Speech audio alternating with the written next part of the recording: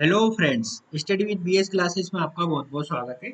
आज हम संगीत गायन और वादन इनके बारे में जानेंगे। संगीत गायन वादन के बारे में जानेंगे। तो स्टार्ट करते हैं आज का डिस्कशन। ब्रह्मा शिव एवं सरस्वती से होते हुए नारद के माध्यम से जो है संगीत पृथ्वी पर आया, है ना। ब्रह्मा शिव एवं सरस्वती से होते हुए नारद के माध्यम से संगीत पृथ्वी पर आया। सबसे पहले संगीत सामवेद में देखा जा सकता है ना। किसमें देखा जा सकता है? सामवेद। सामवेद, है ना, जो ग्रंथ का नाम है। जो ऋग्वेद, सामवेद, यजुर्वेद, अथर्ववेद, है ना। चार वेद होते हैं, उसमें से सामवेद में संगीत का उल्लेख मिलता है। सबसे पहले सामवेद में मिलता है। अब हम देखते हैं संगीत में कितने स्वर होते हैं। संगीत में 7 स्वर होते हैं। संगीत में कितने स्वर होते हैं? 7 स्वर होते हैं। और एक साथ उच्चारित करना क्या कहलाता है? जो संगीत के 7 स्वर होते हैं, लिख देता हूँ यहाँ पे। संगीत के 7 स्वर होते हैं। संगीत के 7 स्वर होते हैं, ठीक है? और इन स्वरों को एक साथ उच्चारित करना क्या कहलाता है? राग कहलाता है ना? क्या कहलाता है? राग कहलाता है। एक साथ इनको उच्चारित करते हैं, इसको हम क्या बोलते हैं? राग कहते हैं, है ना। आ राग, राग कहते हैं ना। देखते हैं हम। अब राग की श्रेणियाँ कितनी होती है ना। ये इसमें शायद कुछ राग की कितनी श्रेणियाँ होती है, नेक्स्ट हम लेते हैं। राग की श्रेणियाँ, राग की श्रेणी। राग की 4 श्रेणियाँ होती है। राग की सॉरी 3 श्रेणियाँ होती है। तीन कौन कौन सी होती है? ओड़व राग होता है एक, एक होता है ओड़व राग। दूसरा होता है पांडव राग। और तीसरा होता है संपूर्ण राग, है ना। ओड़व, दूसरा होता है पाड़व, और तीसरा होता है संपूर्ण।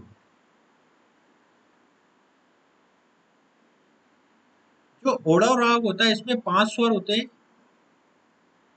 इसमें 6 स्वर होते हैं पाड़व में, और संपूर्ण में सभी 7 स्वर होते हैं। अब जो हिंदुस्तानी संगीत है, हिंदुस्तानी संगीत में रागों को समय, ऋतु एवं भाव के आधार पर वर्गीकृत किया गया है। किस पे? राग, समय, ऋतु, भाव, है ना। राग, समय, ऋतु, भाव। तो यहाँ मैं लिख देता हूँ राग, समय, ऋतु और भाव, उस हिसाब से वर्गीकृत किया गया है, ठीक है। तो देख लेते हैं एक एक करके। सबसे पहले आता है भैरव राग। भैरव राग, ये किस समय होता है? ये प्रातः काल होता है। भैरव राग प्रातः काल होता है। ऋतु कौन सी है इसमें? शरद ऋतु। भाव कौन सा होता है इसमें? शांति का भाव होता है। नेक्स्ट आता है हमारा हिंडोल राग। कौन सा? हिंडोल राग। हिंडोल राग कौन से समय में होता है? ये प्रातः काल होता है। प्रातः काल सुबह के समय। ये बसंत ऋतु में आता है। बसंत ऋतु, ठीक है? और ये किसका प्रतीक है? प्रेम का प्रतीक है ना? प्रेम का।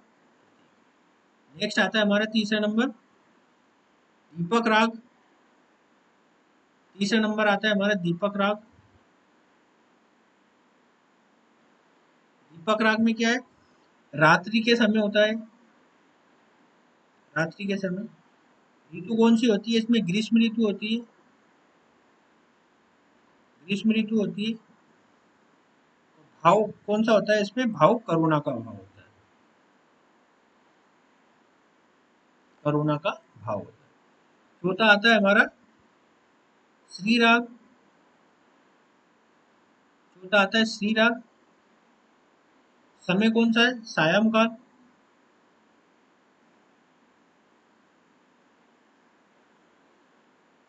ऋतु कौन सी होती है? शीत ऋतु। भाव कौन सा होता है? प्रसन्नता या खुशी का भाव होता है। प्रसन्नता या फिर खुशी का भाव उसमें। ठीक है, तो ये हमने राग देख लिया। मतलब जो हिंदुस्तानी संगीत के अंतर्गत रागों को समय, ऋतु एवं भाव के आधार पर वर्गीकृत किया गया है ना। तो चार है, भैरव, हिंडोल, दीपक और श्री राग। अब हम देखेंगे ध्रुपद गायन के बारे में, है ना। ध्रुपद गायन। तो ध्रुपद गायन क्या है? गायन की ये प्राचीनतम शैली है और इसका उत्तर भारत में जो पर्याप्त विकास दिखाई देता है वो 15वीं से 16वीं सदी के समय दिखाई देता है। 15वीं से 16वीं सदी के समय दिखाई देता है। तो इस समय भारत में शासन कौन था? अकबर का शासन था, मुगल शासन के अंतर्गत। यहाँ पर्याप्त विकास दिखाई देता है। और ग्वालियर के राजा मान सिंह इसके प्रमुख संरक्षक थे, है ना। ग्वालियर के राजा मान सिंह इसके संरक्षक थे।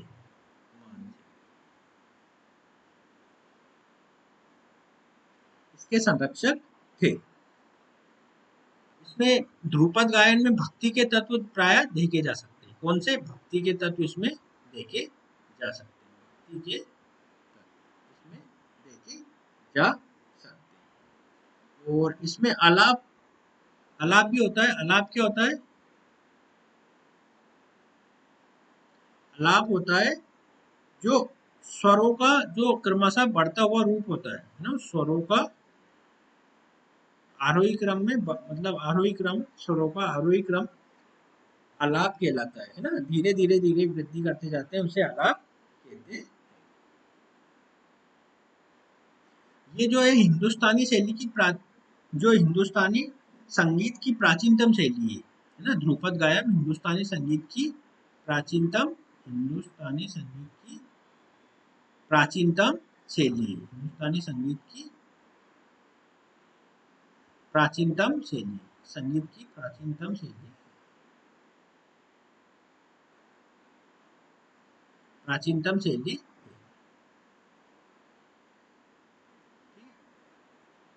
प्राचीनतम शैली।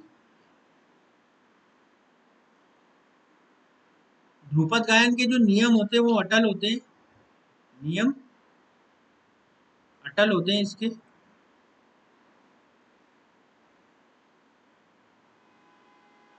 इसमें नियम अटल से मतलब हमारा ये तात्पर्य है कि यहाँ पे स्वर और रागों के नियमों की शुद्धता पर अत्यधिक बल दिया जाता है।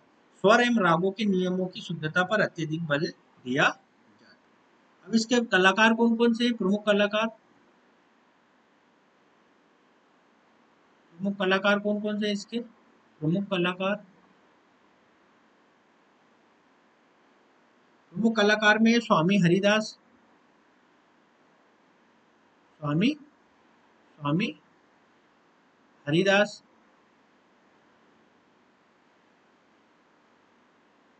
तानसेन, बेजू बावरा, तानसेन, बेजू बावरा इसके प्रमुख कलाकार। अब हम देखेंगे ख्याल गायन। ख्याल गायन तो देखो ध्रुपद की जो जटिलता को कम करने के लिए ख्याल गायन का प्रयोग किया जाने लगा। देखो ध्रुपद में क्या है, नियम कानून ज्यादा कठोर होते हैं, तो उस कठोरता को कम करने के संदर्भ में ख्याल गायन का प्रयोग किया जाता है। इसमें अर्थात स्वरों की मुक्त उड़ान होती है ना। मुक्त उड़ान, स्वरों की जो है मुक्त उड़ान होती है। स्वरों की मुक्त उड़ान,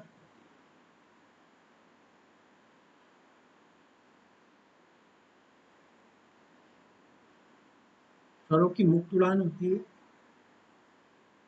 अमीर खुसरो और जौनपुर का सरकी वंश जो है इसके संरक्षक है। अमीर खुसरो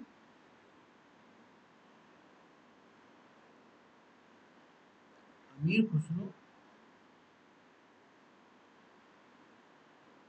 है ना, अमीर खुसरो तथा जौनपुर का सरकी वंश जो है, तथा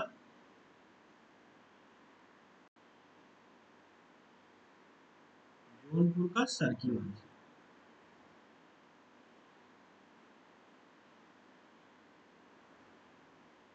सरकी वंश इसका प्रमुख संरक्षण करता है। इसमें विविध घरानों की अवधारणा आई, जैसे ग्वालियर घराना, किराना घराना। जैसे ग्वालियर घराने से कौन जुड़े हुए हैं? ग्वालियर घराना। इससे विष्णु पलुस्कर जुड़े हुए हैं, विष्णु पलुस्कर।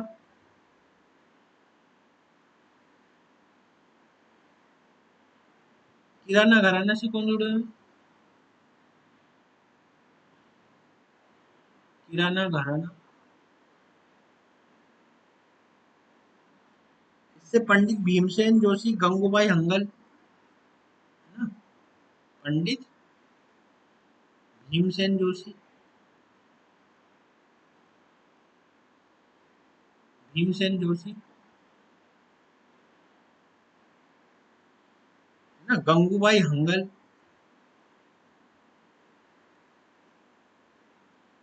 हंगल इससे जुड़े हुए हैं, है ना। मोहम्मद शाह रंगीला के समय यहाँ अदारंग और सदारंग प्रमुख ख्याल गायक ये थे, है ना। कौन थे? अदारंग और सदारंग। किसके समय? मोहम्मद शाह रंगीला के यहाँ जो अदारंग और सदारंग प्रमुख ख्याल गायक थे। कौन कौन से? अदारंग और सदारंग। ये वो सदारंग किसके समय थे? मोहम्मद शाह रंगीला के समय। अदारंग कौन थे? फिरोज खां। और सदारंग थे नियामत खां। तो ये देखा है। अब हमारा नेक्स्ट आता है ठुमरी गायन।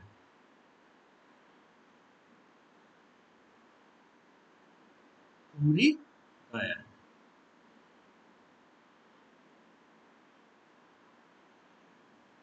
तो ठुमरी गायन में और लिबरलाइजेशन आने लगा। अर्थात ये क्या है? ख्याल की गंभीरता को कम करने के लिए इसका प्रयोग किया जाने लगा, है ना। मतलब इससे और लिबरलाइज हो गया गायन। संगीत की अनुभूति को और भी इसने सरल बनाया, है ना। सरल किया इसने अनुभूति को, संगीत को आसान किया। संगीत की जो अनुभूति है उसको आसान किया, संगीत की अनुभूति को आसान बनाया।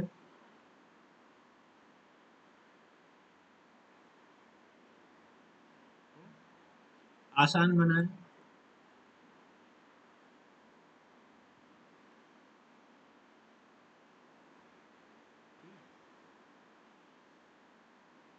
जो लखनऊ में साजिद अली खां इसके प्रमुख मतलब संरक्षण करता रहे। अवध के नवाब वाजिद अली खां ठुमरी गायन के लिए जाने जाते हैं। और जो ठुमरी गायन है वो कृष्ण भक्ति इसमें विषय रहते हैं। विषय किससे संबंधित रहते हैं? कृष्ण भक्ति से संबंधित। कृष्ण भक्ति से संबंधित विषय रहते हैं। कृष्ण भक्ति से संबंधित विषय इसमें रहते हैं।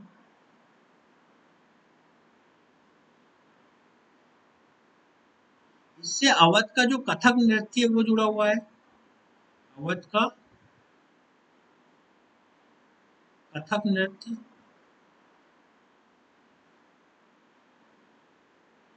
कथक नृत्य इससे जुड़ा हुआ है ना? इसके गायक कौन कौन से हैं?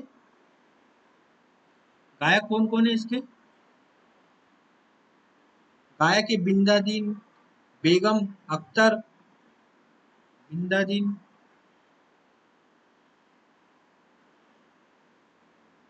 बेगम अख्तर, बेगम अख्तर, गिरजा देवी, गिरजा देवी। गिरजा देवी कौन से घराने से संबंधित है? ये बनारस घराने से संबंधित,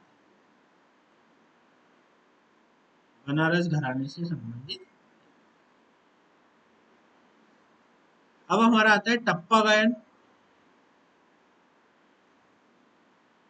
टप्पा गायन, टप्पा गायन आता है। तो टप्पा गायन ये पंजाब के सोरी मियाँ ने इसको विकसित किया था। किसने किया था?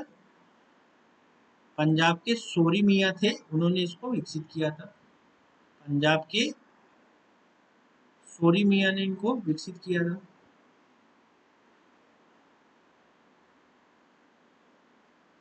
सोरी मियाँ ने इनको ये मतलब इस टप्पा गायन को विकसित किया था। ये ठुमरी गायन का एक रूप है। इसका ठुमरी गायन का ये एक रूप है, ठुमरी गायन का।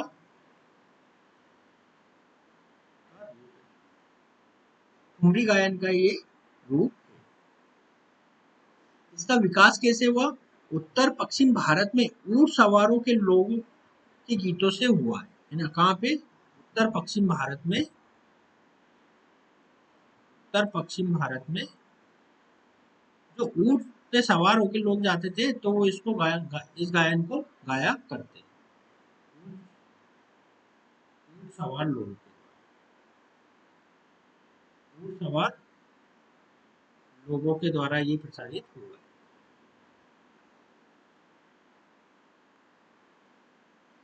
ये जो मोहम्मद शाह रंगीला के समय उसके दरबार में अत्यधिक प्रचलित था। कौन? टप्पा गायन। मोहम्मद शाह रंगीला,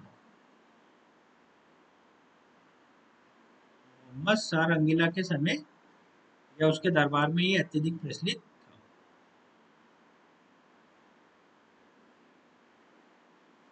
अब आता है हमारा हिंदुस्तानी संगीत। आता है हिंदुस्तानी संगीत।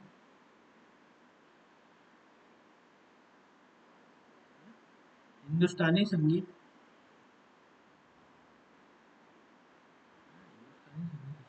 हिंदुस्तानी संगीत ये उत्तर भारत में और उत्तर भारत में प्रचलित है। और इसका विकास कब हुआ है?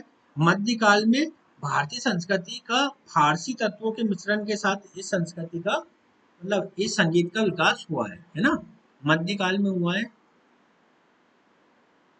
भारतीय संस्कृति का फारसी तत्वों के साथ मिलने से, है ना, भारतीय प्लस फारसी,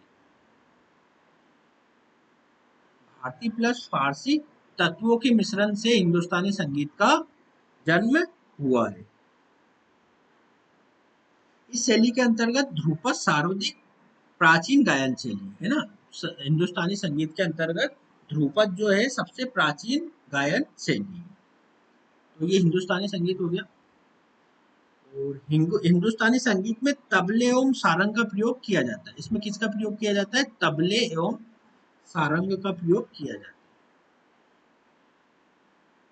तबले एवं सारंग का प्रयोग किया जाता है।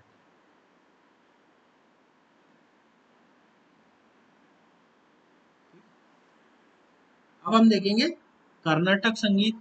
ये काफी महत्वपूर्ण है। इसको कार्नेटिक संगीत भी बोलते हैं। कर्नाटक संगीत,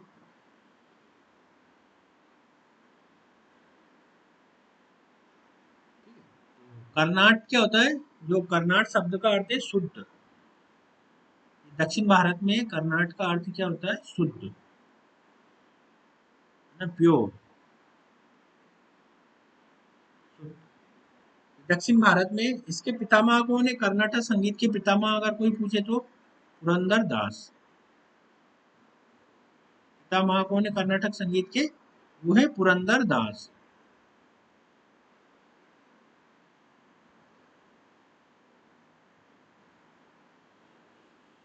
पुरंदर दास 1448।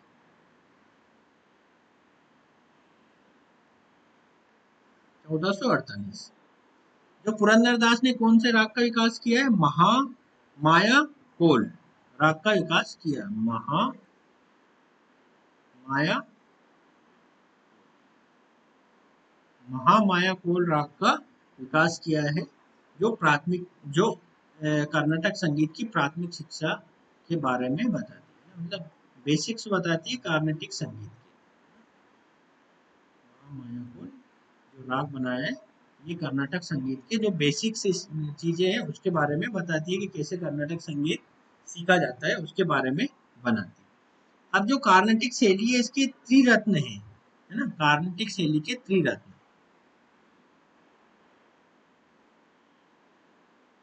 शैली के त्रिरत्न कौन है?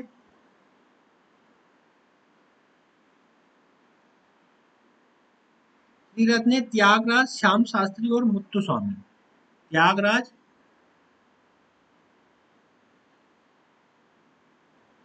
श्याम शास्त्री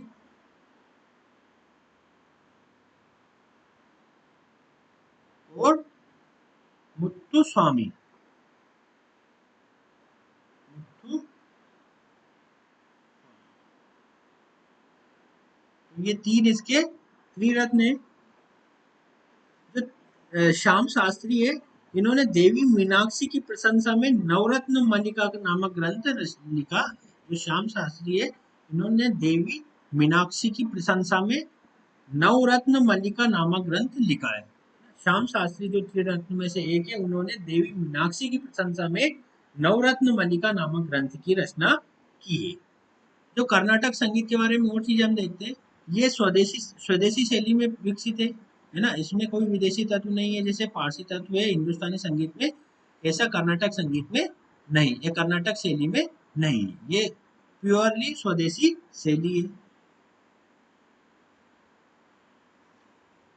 कर्नाटक संगीत में 72 रागों का उल्लेख है। कितने? 72 रागों का उल्लेख है।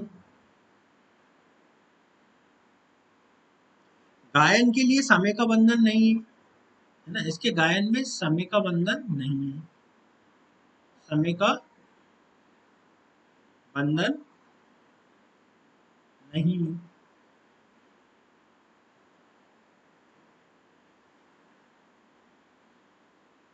इसमें गायन में समय का बंधन नहीं है। नेक्स्ट, इसमें कुछ स्वरों का उच्चारण हिंदुस्तानी संगीत शैली से अलग होता है ना, कुछ जो शब्द है वो हिंदुस्तानी संगीत शैली से अलग होता है।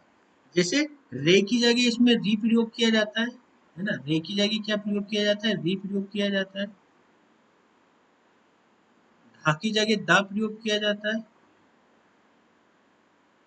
इसमें कर्नाटक संगीत में दा का उच्चारण होता है, रे की जगह री का उच्चारण होता है, धा की जगह दा का उच्चारण होता है आदि। हिंदुस्तानी संगीत और कर्नाटक संगीत के जो वाद्य यंत्र मैंने बताई दिए, हिंदुस्तानी संगीत में तबले और सारंगी होता है, कर्नाटक संगीत का मैं बता देता हूँ। कर्नाटक संगीत में क्या होता है? मृदंगम और घटम।